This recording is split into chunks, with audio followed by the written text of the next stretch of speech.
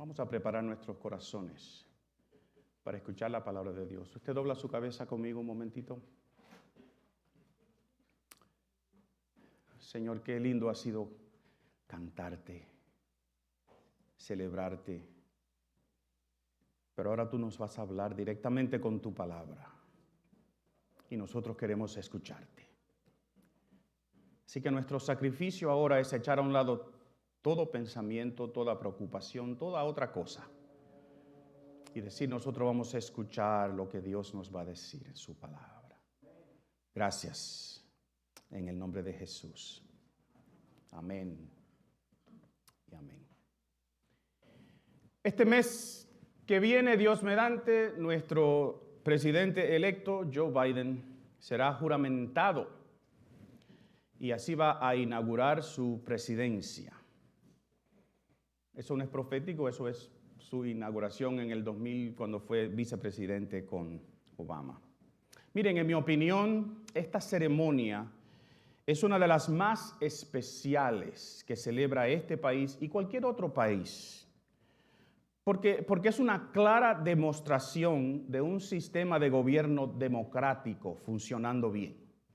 Es la transferencia de poder de un presidente a otro.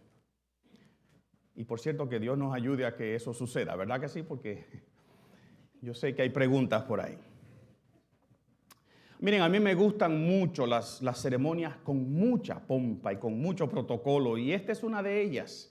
Y si no fuera por el COVID, ¿verdad? Que va a tener que cambiar la inauguración del pobre presidente electo. El sitio donde ellos se reúnen, que es afuera del Capitolio y en toda la explanada esa que va desde el Capitolio hasta el Monumento de Washington, el mall, como se llama, miles de personas estuviesen allí de pie, en todo ese sitio mirando ese lindo espectáculo. En la tarima estarían, y quizás van a estar, todos los invitados importantes, todos los miembros de la Corte Suprema, y muchos otros altos funcionarios del gobierno. Y Biden va a jurar poniendo su mano derecha sobre una Biblia. Yo espero que lo haga como hizo aquella vez. Y lo más probable, un juez de la Corte Suprema hará la ceremonia de juramentación con él. La banda nacional va a tocar el himno de las barras y las estrellas, ¿verdad que sí? Y van a tocar otra música así marcial apropiada para ese tiempo. Millones van a ver ese evento por televisión.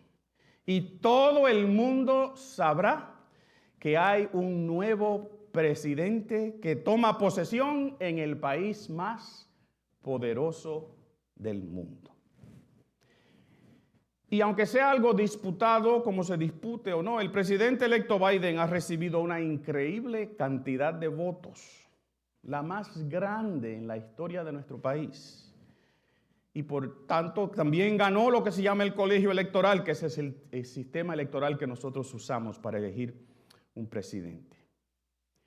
Y miren, no importa cuál sea la opinión particular de un ciudadano u otro, el presidente electo Joseph Biden es digno de su posición y merecedor del prestigio y de los privilegios y de las responsabilidades que corresponden a esa magna posición.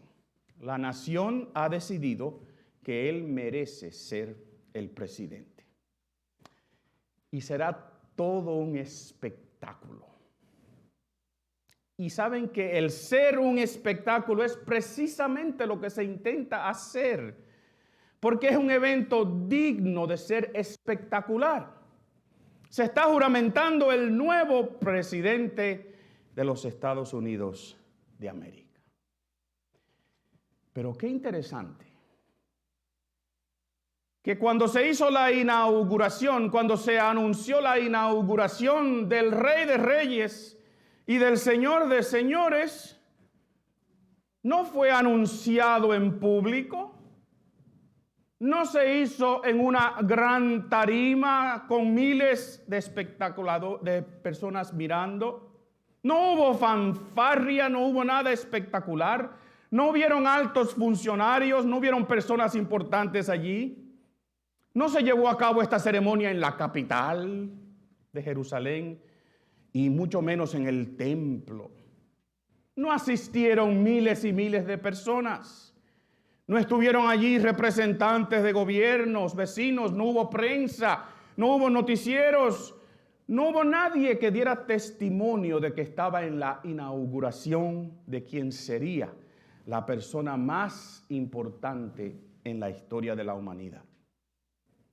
Esta ceremonia no se le hizo al sumo sacerdote y no fue él que tuvo el privilegio de anunciar, miren, lo que todo judío esperaba. Todos ellos estaban esperando al Mesías. Pero no fue un espectáculo, fue todo lo contrario. Y usted no se pregunta de vez en cuando, ¿por qué Dios lo hizo así? Si quien venía iba a ser nada más ni nada menos que el Salvador de la humanidad. Si quien venía es quien nosotros esperamos ahora, el Rey de Reyes y Señor de Señores, quien gobierna con autoridad. ¿Por qué? ¿Por qué una ceremonia, un evento tan bajo del radar, como diríamos? Y para que veamos los detalles, yo quiero que usted vaya conmigo al libro de Lucas, al capítulo 1, y vamos a leer los versos 26 al 38, y vamos a tratar de responder algunas de estas preguntas. ¿Por qué una ceremonia así? ¿Por qué no hubo fanfarria? ¿Por qué no hubo espectáculo? ¿Por qué no hubieron miles y miles de personas allí? El libro de Lucas, capítulo 1, versos 26 al 38. Y la palabra del Señor dice así, estoy leyendo en la Nueva Traducción Viviente. Cuando Elizabeth, ¿se acuerdan de Elizabeth? La vimos la semana pasada. Cuando Elizabeth estaba en su 6º mes de embarazo, Dios envió al ángel Gabriel a Nazaret, a una aldea de Galilea, a una virgen llamada María. Ella estaba comprometida para casarse con un hombre llamado José, descendiente del rey David. Gabriel se le apareció y dijo: saludos, mujer favorecida, el Señor está contigo. Confusa y perturbada, María trató de pensar lo que el ángel quería decir.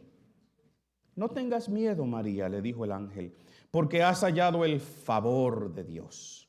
Concebirás y darás a luz un hijo y le pondrás por nombre Jesús. Él será muy grande y lo llamarán Hijo del Altísimo. El Señor le dará el trono de su antepasado David y reinará sobre Israel para siempre. Su reino no tendrá fin. Pero ¿cómo podrá suceder esto?, le preguntó María al ángel. Soy virgen. Y el ángel le contestó: el Espíritu Santo vendrá sobre ti y el poder del Altísimo te cubrirá con su sombra. Por lo tanto, el bebé que nacerá será santo y será llamado Hijo de Dios.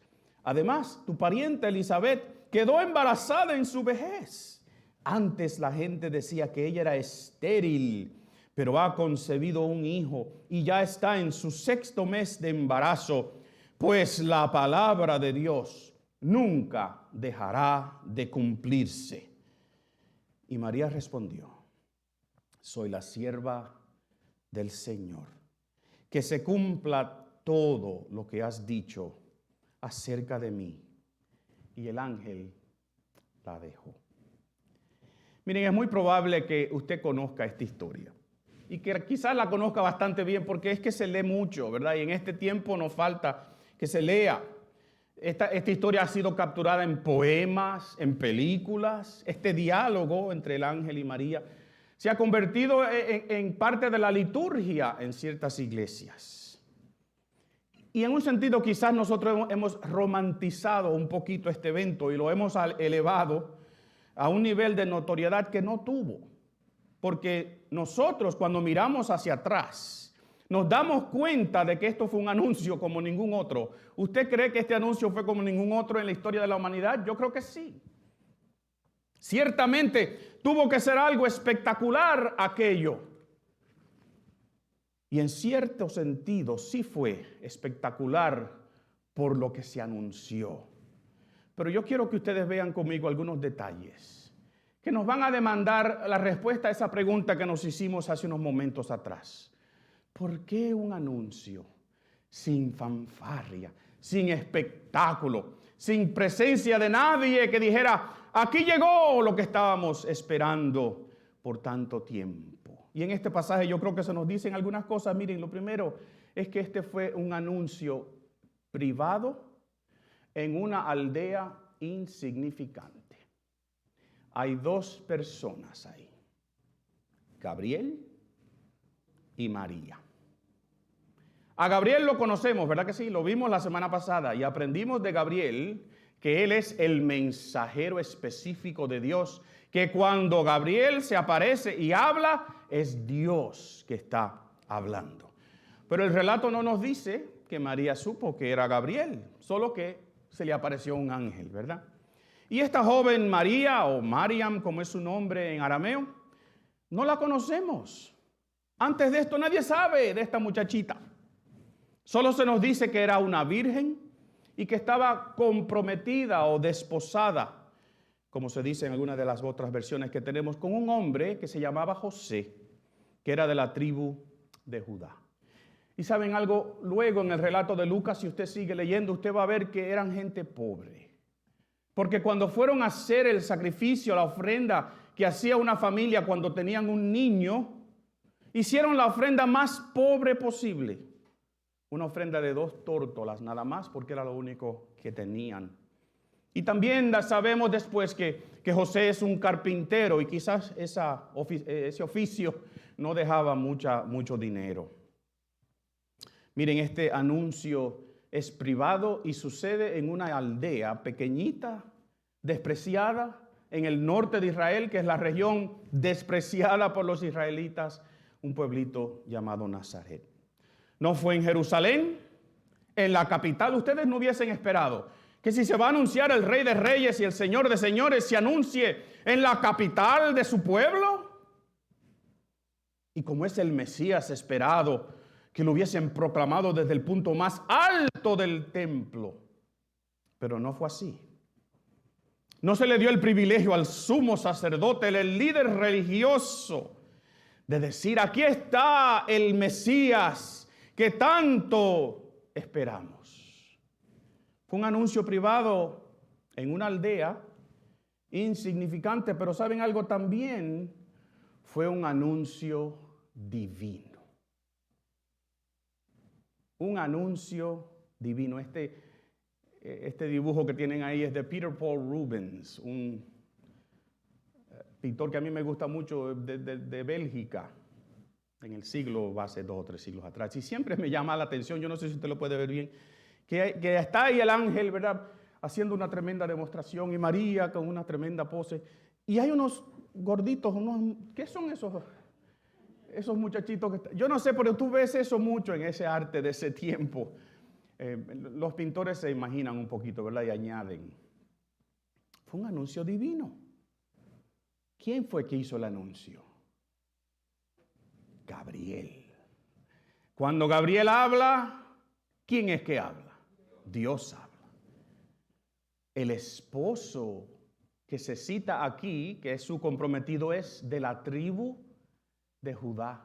Pero Lucas, que es un detallista, nos dice que es descendiente del rey David.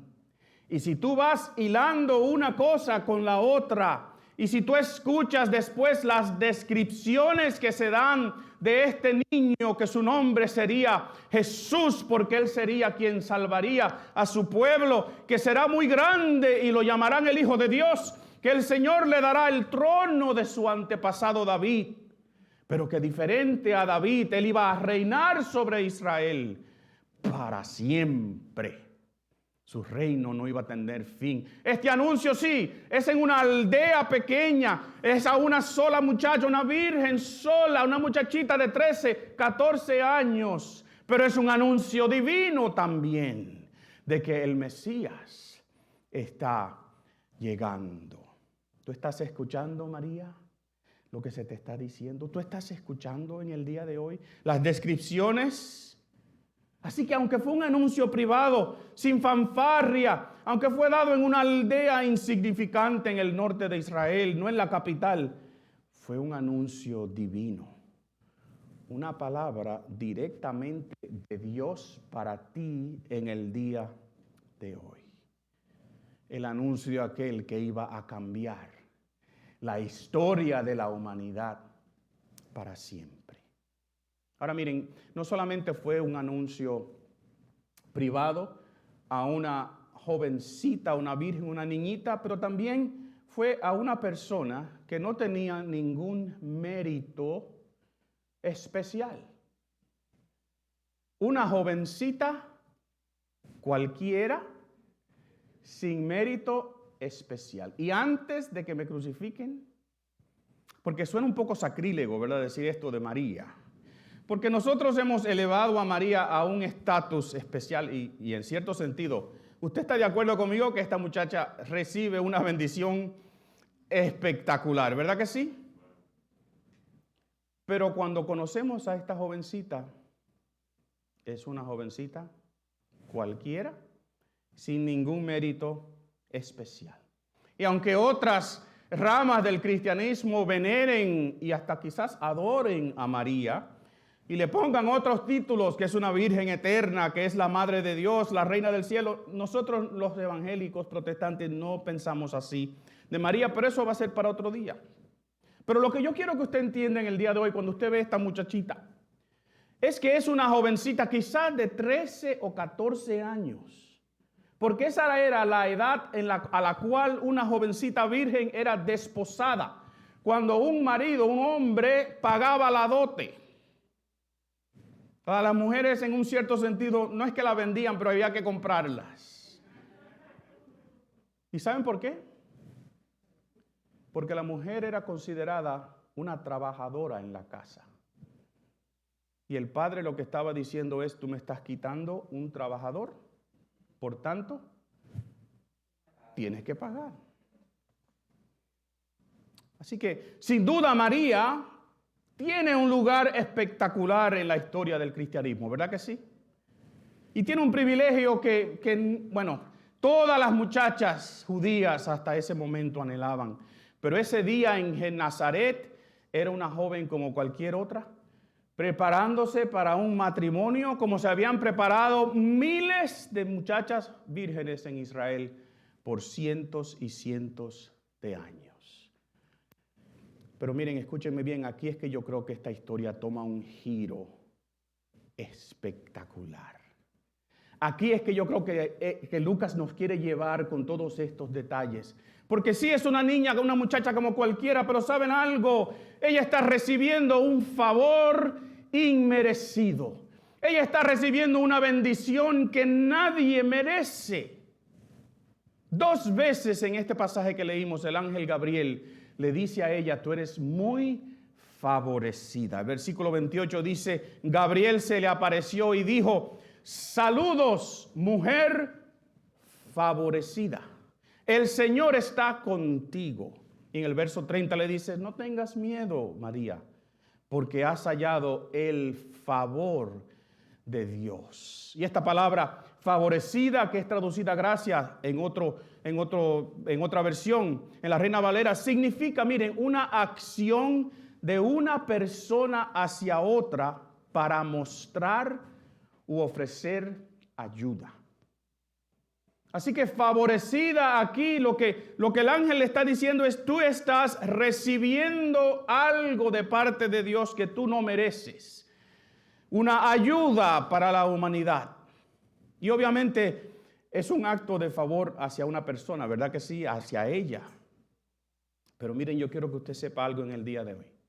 María no merecía este favor. María no merecía esta gracia de parte de Dios. Nada que ella había sido o sería después la hacía digna de recibir un favor, una gracia tan especial y tan espectacular.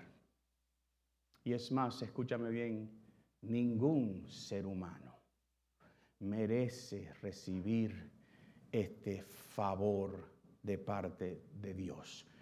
Todos hemos pecado y todos estamos destituidos del favor, de la gracia de Dios. Así que lo que yo veo aquí es lo increíble y espectacular de esta historia. Y por eso es que me gusta lo que dice entonces Pablo tratando de expresarnos esto cuando él dice: pero Dios mostró el gran amor que tiene al enviar a Cristo a morir por nosotros. ¿Cuándo qué? Cuando todavía éramos pecadores.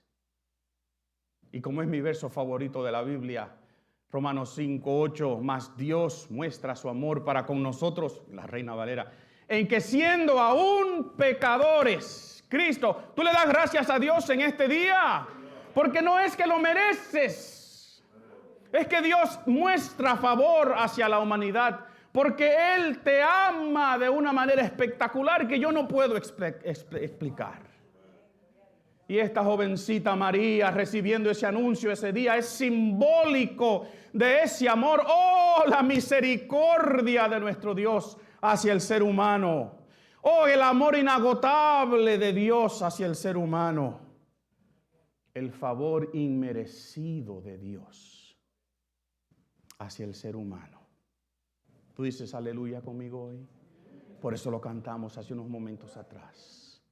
Al nombre más grande y más alto que hay. Aleluya.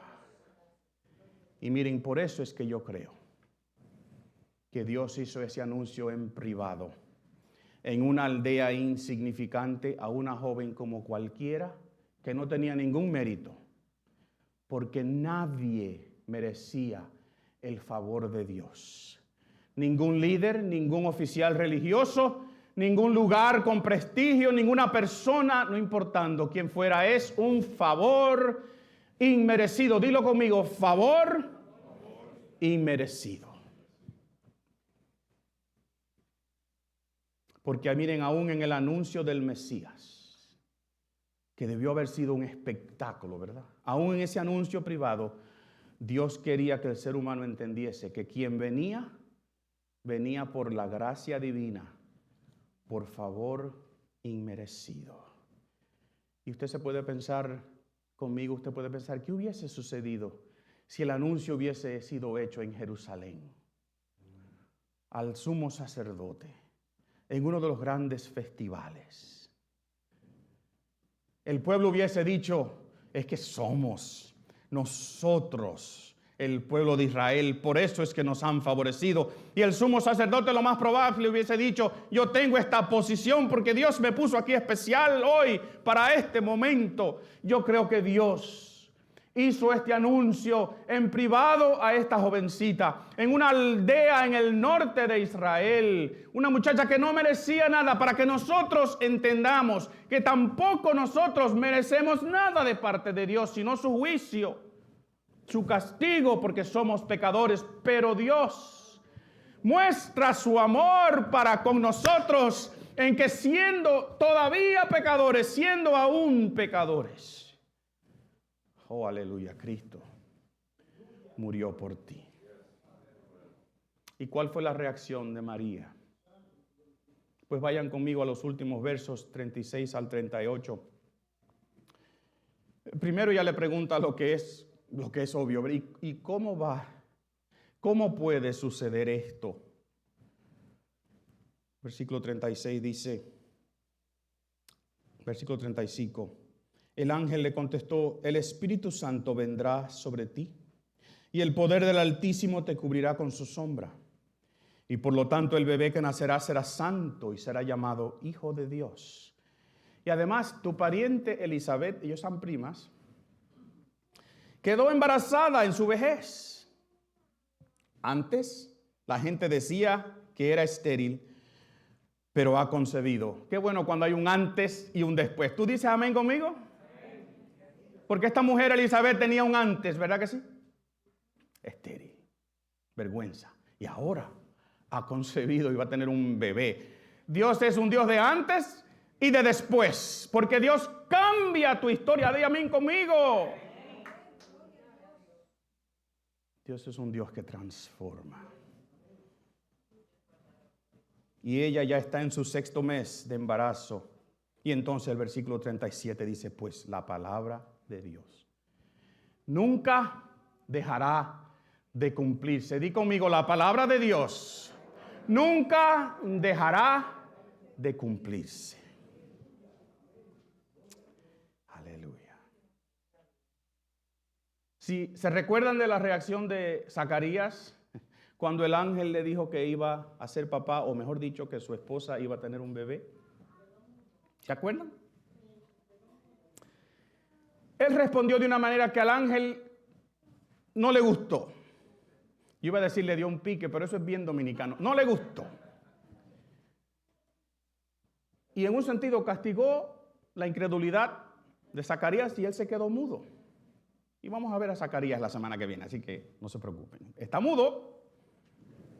Ahí yo supongo que Elizabeth se aprovechó, ¿verdad que sí? Y le dijo de todo porque el pobre hombre no le podía responder. Eso no está en la Biblia ni en mi sermón de hoy. Yo lo comparto porque vienen a la mente cosas así, ¿verdad que sí? Porque somos seres humanos, ¿sí o no? Y los grandes héroes de la Biblia son seres humanos como tú y yo. Sí, Dios le mostró favor a ellos y te muestra favor a ti en el día de hoy también. Entonces, miren, ella también hace una pregunta, pero hay una gran diferencia entre las dos preguntas y yo creo que es un punto clave para nosotros en el día de hoy. La pregunta de Zacarías es, ¿cómo puedo estar seguro, yo, verdad, que esto ocurrirá?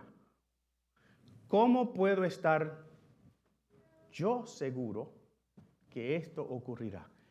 Y la pregunta de María es, ¿cómo podrá suceder esto? Hay una gran diferencia. Yo no sé si ustedes la captaron ahí. Porque Zacarías dice, ¿cómo puede pasarle? ¿Cómo puedo estar seguro? ¿Quién?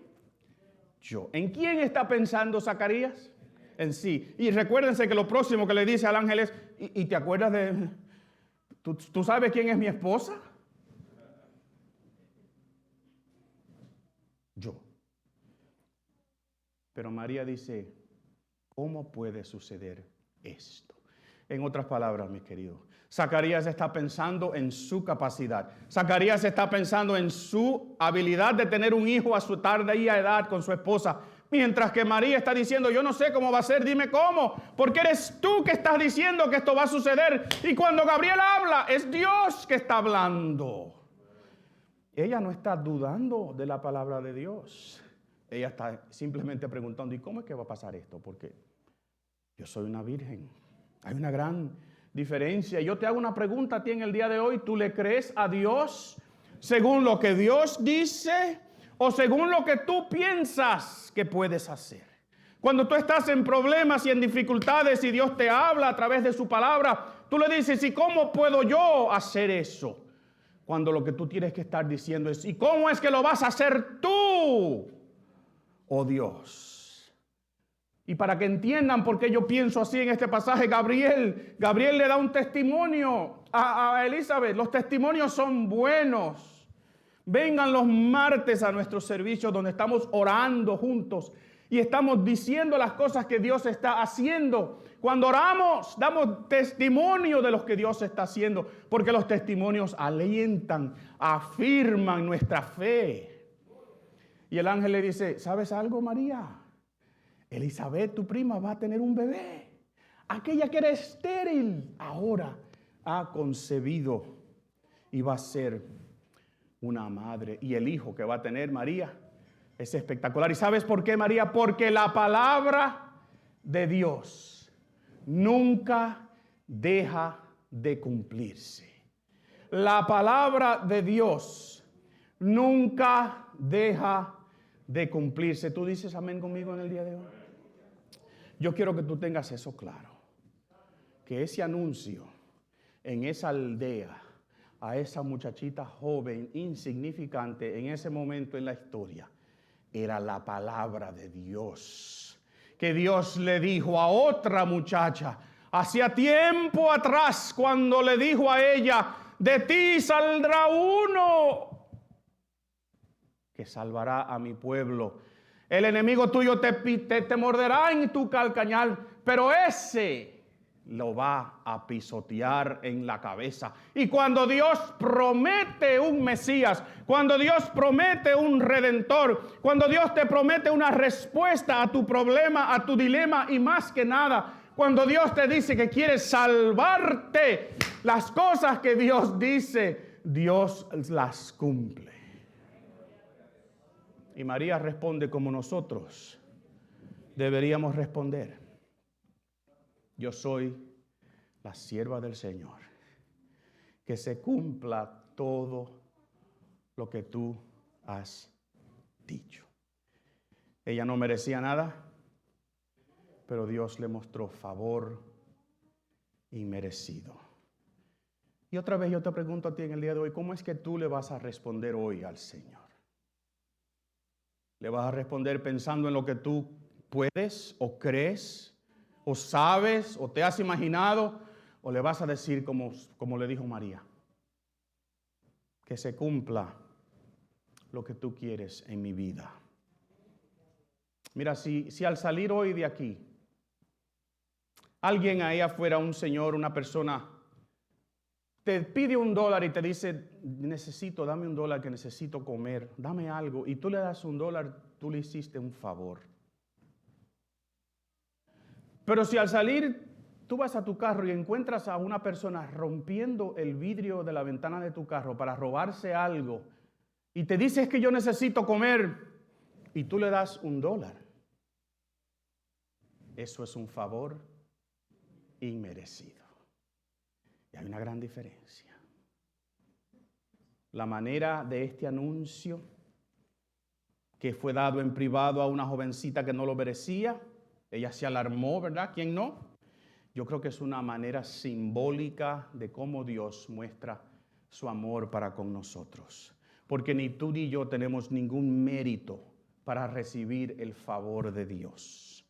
Lo que tenemos frente a nosotros es la ira de Dios. Porque Dios es justo y la paga del pecado es ¿qué? Es muerte. Y mira, aquí hay muchas personas. Y abajo hay muchas personas. Y mirándonos hay muchas personas. Pero ¿sabes algo? Tú estás solo ahora mismo con Dios. Igual que estaba María con Gabriel. Porque cuando Dios habla al corazón. Y Dios te habla a ti. En privado. ¿Y qué es lo que Dios quiere decirte en el día de hoy? ¿Cuál es la palabra de Dios para ti en el día de hoy? Miren lo que dice el libro de Romanos. Que si tú declaras abiertamente que Jesús es el Señor y crees en tu corazón que Dios lo levantó de los muertos, tú serás ¿qué? Salvo. Esa es la palabra que el ángel estaba anunciando y Pablo lo pone después. Claro, para que nosotros los entendamos. Si tú declaras, si tú confiesas abiertamente que Jesús es el Señor y crees en tu corazón que Dios lo levantó de los muertos, tú serás ¿qué? Salvo. Esa es la palabra de Dios hoy. Un favor ¿qué? Inmerecido. Y lo que Dios te ofrece a ti en el día de hoy es eso mismo, salvación. Un favor inmerecido, una salvación inmerecida. Y saben algo, hoy el anuncio se ha hecho aquí. El anuncio de salvación que Gabriel le hizo a María se ha hecho aquí hoy. Yo no soy Gabriel, pero hemos predicado la palabra de Dios. Y cuando Dios dice algo, Dios lo cumple. Y la pregunta que yo tengo para ti al cerrar en el día de hoy es esta. ¿Tú recibes este anuncio de favor inmerecido? ¿Tú te das cuenta lo que Dios te está dando en el día de hoy? Lo que Dios te dice, aquí está. Una salvación eterna a cambio de nada que tú me puedas dar. Solamente que confieses, que creas que Jesús es tu Señor y tu Salvador, tú serás salvo. Yo quiero que tú pienses en este día Que si tú nunca has hecho esa declaración, pues, ¿qué mejor tiempo que hoy para decir como dijo María? Yo soy tu siervo, yo soy tu sierva, que se cumpla esa palabra en mi vida. Yo voy a orar. Y mientras yo oro, yo quiero que tú pienses y te hagas la pregunta en el día de hoy, wow, ¿qué es lo que Dios me está ofreciendo? ¿Y puedo yo pagarlo? No, no puedo comprarlo, no puedo, es un favor inmerecido. Y Dios extiende salvación a quien Él quiere y cumple su palabra como Él quiere. Y yo lo que quiero es que en este día tú te des cuenta que Dios te tiene agarrado por el pecho y te está diciendo: lo que hay en juego aquí es vida eterna o muerte eterna. Un favor inmerecido. Señor, tú eres el autor de la salvación. Tú eres quien decides. Tú eres quien tocas el corazón del ser humano para que responda cuando se da cuenta de un favor y de una gracia que no merece. Y te ruego que en este día alguien aquí hoy, alguien que nos esté viendo, alguien diga en este día: yo acepto ese favor inmerecido que Dios me ofrece. No porque lo merezco, sino porque entiendo la manera en que Dios me ama. Oh Señor, obra en salvación. Te lo pedimos en el nombre de aquel que fue anunciado ese día por Gabriel. En el nombre de Jesús.